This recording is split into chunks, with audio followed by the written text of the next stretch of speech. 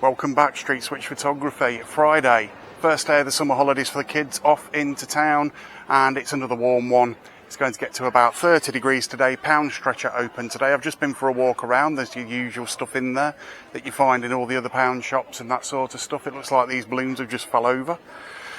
But there you go. So where I am in town, I'm just doing a walk round and everything. I had a bit of a shave of the bonds last night. The first thing I want to talk about is Hmos. There was a meeting on at Melton Borough Council last night, and one person decided to leave the meeting because they didn't want to talk about it. I totally understand where that person was coming from, one of the councillors. Here's a clip. I can understand, like I say, why they left, why they didn't want to talk about it, why they didn't want to, get involved in everything. But this is a bit sus. Take a look at that. Anybody else? Oh, Councillor Higgins. Thank you, Chair. And as I discussed with the monitoring officer just before the meeting started, and thank you for that time, I've had to take external advice.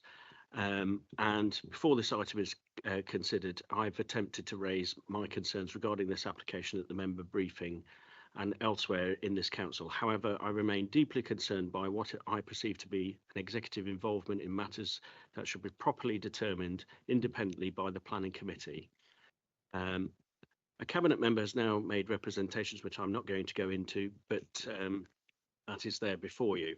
I fully appreciate that this planning committee cannot determine those wider issues that member has raised, nor am I asking it to do so either. However, I believe it's important that the public understand why I cannot participate in this debate.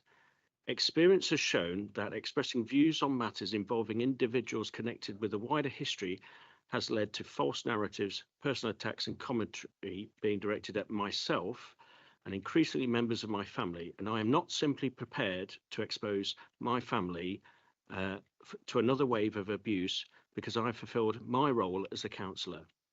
Whilst I have concerns regarding the planning merits of this application, which I have raised at the member briefing, I cannot in good conscience place my family in that position. Accordingly, I'm going to withdraw from this matter, and it is in relation to that the sustained campaign of online abuse and false allegations, which has resulted in criminal convictions, has had a profound impact on me and my family.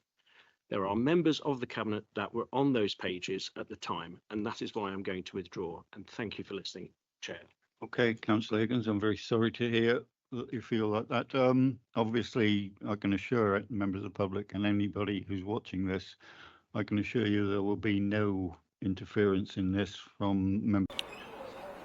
So as you can see by that video clip, Councillor Lee Higgins didn't really want a lot to do with it or anything else due to the abuse he has received online in the past due to a certain page on Facebook and things like that.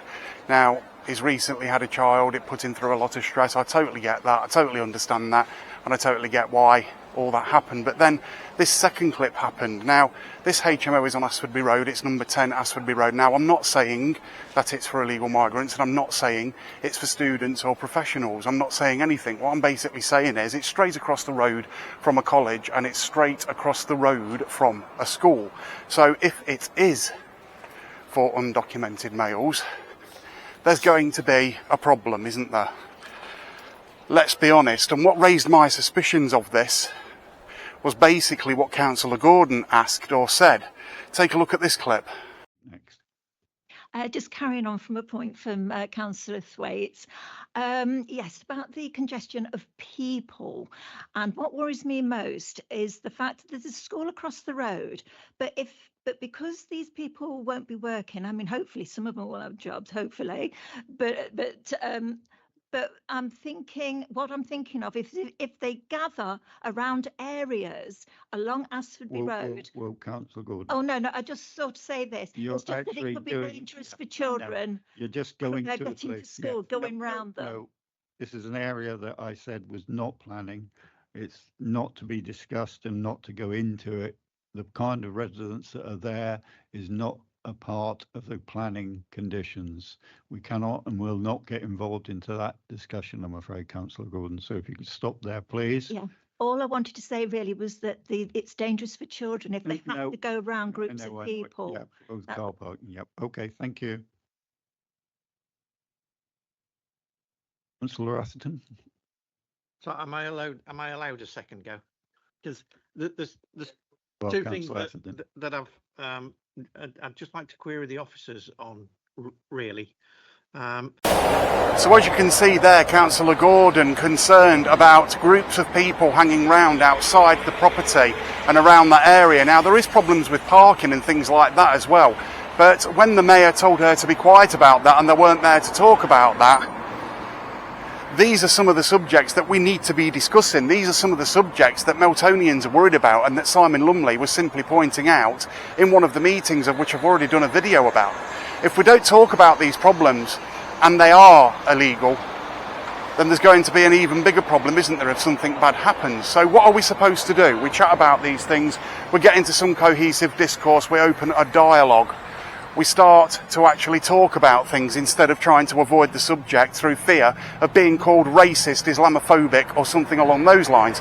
Now, again, I can understand why Councillor Gordon asked this question, and I can understand in some ways why people wouldn't want to answer it, because we've been what I would call deculturised. Melton apparently Britain hasn't got a culture anymore.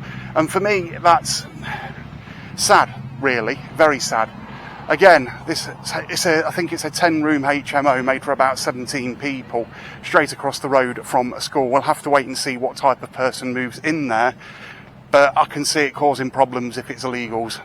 I can see it causing massive problems. In fact, I think I can see it probably causing protests, but we need to wait. What I would like to point out is basically this will be to do with environmental health and things like that. Environmental health are the ones that make certain decisions, and it's the Home Office that makes certain decisions, not councillors down at Melton Borough Council. I need to make that very clear. So giving any of the councillors a load of shit for this, there's no point, because you're barking up the wrong fucking tree. Completely. It's not their fault. Now, this property is let by a company called Silverdale Lettings. I don't know whether you've heard of them before. I don't think they have an actual base here in Melton, but they also own a property on Asfordby Road, number 10, and I think there's another one there as well. So this looks like it could become a hotspot for HMOs. Now, as the councillors said in that meeting, it's nice to see a property actually going back to residential, because it was a business before.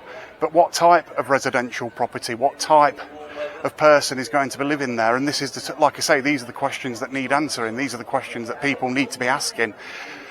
But these are the questions that the Mayor basically says we can't answer those because it's not to do with the meeting. There needs to be a separate meeting that isn't a planning meeting. And I think that they need to open themselves up to public scrutiny. They need to open themselves up to public questioning. And they need to answer the questions. Morning, you all right? Good. So if they don't open themselves up to public scrutiny, we're going to see what's been happening all around the country, happening here in Melton, and it's going to be a problem. But as I said before, they don't like answering questions because of what I said and mentioned earlier on in the video. Let me just turn the camera around. Here's where we are. I'm just waiting for my wife to come out of pound stretcher and stuff. And it's a really warm day. I'm going to go and grab a cup of coffee and I'll see you in a minute. So there's one thing I would like to make very, very clear, and that is I do not advocate for any form of violence or criminal damage to anybody's property. Hence, I have not gone to the property and shown people around it. I don't believe that that is the right thing to do. But what I will say is the councillors did vote to reject it, which is a good thing.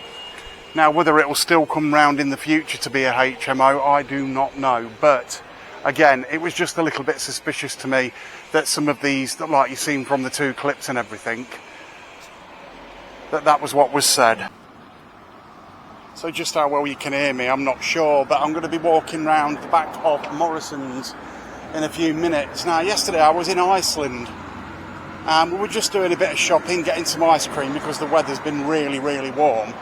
And there we are, paying £37 it came to for what we bought. We was with the mother-in-law, my daughter, and my wife.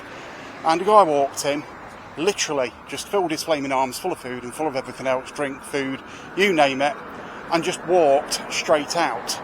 Nobody stopped him. I went and told one of the workers that were there, and they basically just quite literally turned around and said, yeah, it happens all the time.